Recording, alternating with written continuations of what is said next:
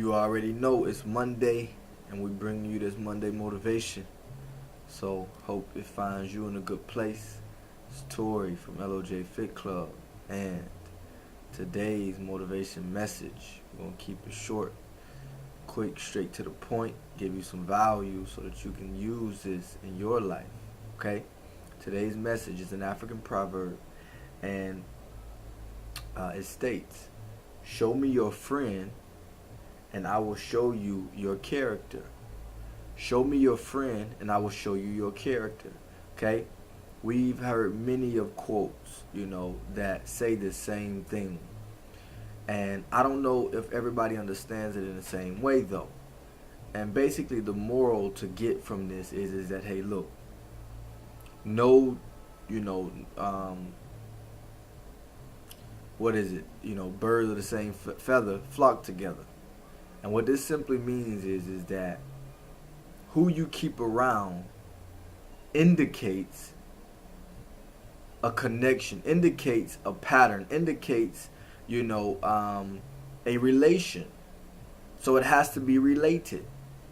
So if this person is doing this, and this, and this, and this, that doesn't necessarily mean you're doing all of that with them. But there's something about that person that y'all have, similarities. Okay? Y'all are similar on.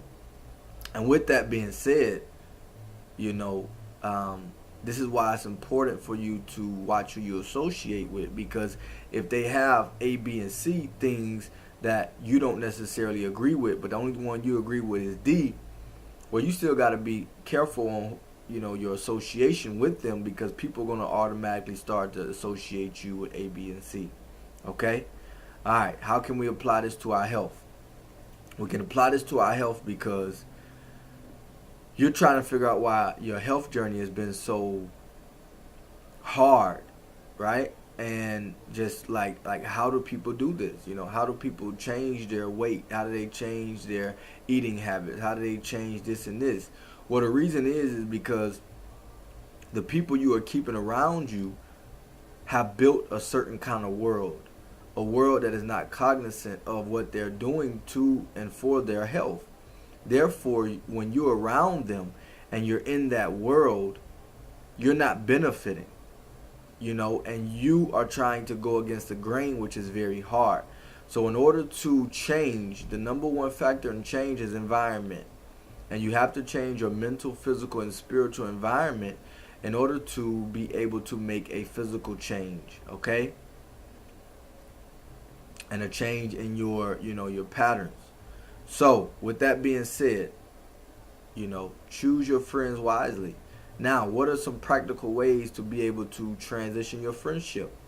It's not going to necessarily happen where you sit down and say, hey, I can't be your friend no more. That's not realistic. But what has to happen is it has to be more so of a slow, a slow transition where you start to get into other things that's going to take up your time. And then from there, they're going to kind of get the memo, every time they call or text, you're kind of busy. And when you do speak to them, you only limit the time.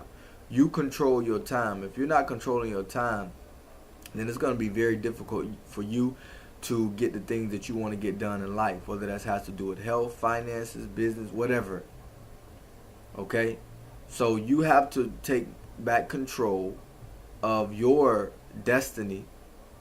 And from that, the other person eventually will get the clue like, hey, you moved on to bigger and better things, and you're on a mission. And if they're a good friend, if they're a good person, then they will understand. If they're not, that'll reveal their character, and it means that they just wanted you for selfish reasons. But a true friend wants you to succeed in what it is that you're trying to do, even if they are not privy to come with you. So, the African proverb states, show me your friend and I will show you your character. Right? Choose better friends so you can choose a better lifestyle and you can become a better person, health-wise, and all of the above. Peace.